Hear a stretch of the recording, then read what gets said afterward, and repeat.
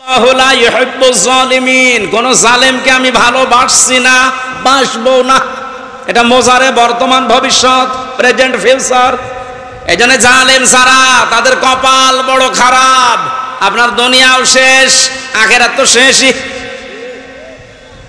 আমি দোয়া করলেও হবে না জালেমদের জন্য, কারণ আল্লাহু লা ইয়াহদিল কওমাজ জালিমিন, জালেমদেরকে আল্লাহ হেদায়েত দিচ্ছে না, দেবে না। আমরা আর যাই করে যেন জালেম হয়ে না যায়। এই শব্দটা যেহেতু খুব গুরুত্বপূর্ণ, জালেম। আজ অনেক জালেম বিদায় নেওয়ার পরে এখন অনেকে নব্য জালেম হওয়ার জন্য চেষ্টা চালাচ্ছে।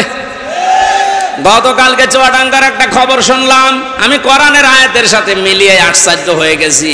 জালেম বিদায় নিল, এ জালেম আসলো কোত্থেকে? সূরা বাকারার 114 নম্বর আয়াতটা। এই এদিকে তাকান। ওমান আযলামু মিম্মান মানাআ মাসাজিদাল্লাহি আইয়ুযকারা ফীহা ইসমুহু ওয়া সাআ ফী খারাবিহা ইলা আখির আয়াত। ওরা কোরআনে কারীম থেকে দার্স দিচ্ছিল, এক জালেম এসে বলছে এটা বন্ধ করো, এটা মসজিদের ভেতরে রাজনীতি চলবে না। আমি মিলিয়ে দেখলাম কোরআনে কারিমের আয়াত আল্লাহ মনে হয় ওর নাম দিয়েই নাযিল করেছে। আমান আসলাম, আল্লাহ বলেন বড় জালেম দেখতে চাও?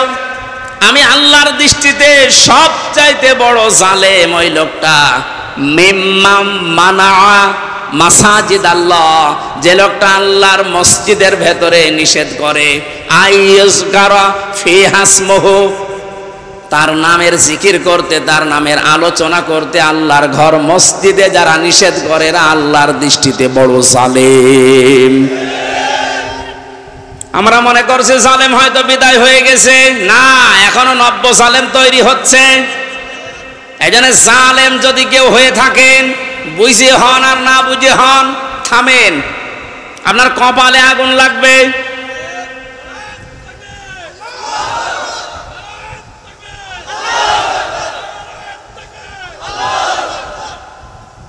এটা সূরা শুআরার ভেতরে আছে, শেষ নাম্বার আয়াত। আল্লাহ বলেন অতি শীঘ্রই জালেমরা তাদের পরিণতি, তাদের আশ্রয়স্থল দেখতে পাবে। এই জালেমরা যেমন আজ দেখতে পাচ্ছে, এত বড় দরবেশ কেউ দেখলাম জুলুম করার ফল কি? দাড়ি কেটেও বাঁচতে পারে না। আল্লাহ বলেন জালেমদেরকে আমি ধরি, কারণ জালেমের বিরুদ্ধে আমার মামলা। কার মামলা? শব্দটা লক্ষ্য করেছেন? জালেমের বিরুদ্ধে হামজা মামলা দেবে না, জালেমের বিরুদ্ধে মামলা দেবে কে? ডাক্তার শফিকুর রহমান আজকেও ঘোষণা দিয়েছে কুষ্টিয়ায় যে আমরা সবাইকে সাধারণ ক্ষমা করে দিলাম, কিন্তু যে পরিবারগুলো অত্যাচারিত হয়েছে তারা যদি এখন অত্যাচারের প্রতিশোধ নিতে গিয়ে কিছু করে, ওইটার জন্য আমরা দায়ী না। শব্দটা তো আসলে ঠিক, কারণ ওয়াইনা আকাবতুম ফাআকিবু বিমিসলি মা উকিবতুম বি। আল্লাহ বলেন যতটুকু অত্যাচারিত হয় প্রতিশোধ অতটুকু নিতে পারবা। আমার তো যতটুকু মনে হচ্ছে এতটুকু নিলেও জালেমরা দুনিয়ায় টিকে থাকতে পারবে না।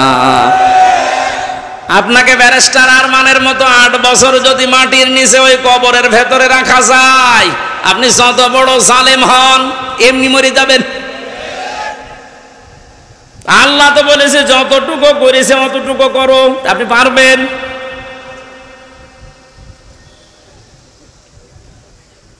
আমার উপরও যতটুকু অত্যাচার হয়েছিল, আমি চাই যাদের দ্বারা হয়েছে, যে মানুষগুলোর ইঙ্গিত হয়েছে, আমি ওই মানুষগুলোকে অতটুকু না করে ছাড় দেব না।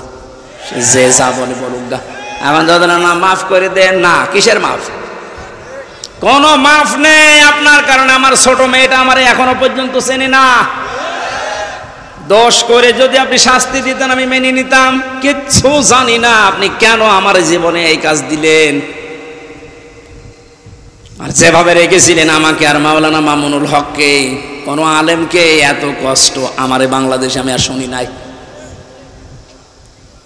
আপনি আমার মতো একটা ছোট মানুষকে 24 ঘন্টা তালাবদ্ধ রেখে মনে হচ্ছে আমি ফাঁসির কন্ডেম ছেলে আছি, কত বড় অপরাধী। অথচ যে মামলাও দিয়েছিলেন, শাস্তি দিলেও 3 মাসের বেশি আপনি রাখতে পারেন না। এটা মূল্য চুরি মামলা। জালেমদেরকে মাফ করে দেওয়া মানে মজলুমের উপরে অবিচার করা। এক কথা বলছেন না? সারা বাংলাদেশের 18 কোটি মানুষকে যদি এই আয়না ঘরের সাথে যারা জড়িত ছিল, সে যেই কয়জনই হোক, যারাই জড়িত এর সাথে, এদেশের 18 কোটি মানুষ যদি মাফ করে দেয়, ব্যারিস্টার আর মানের বউ মাফ করবে না? আপনি ওই জায়গায় থাকলে আপনারও মনে হয়তো না আমি মাফ করবো না। আপনি যদি প্রথমেই বলে দিতেন যে তাকে আমরা মেরে ফেলেছি, মেয়েটা অন্য জায়গায় বিয়ে করতে পারতো।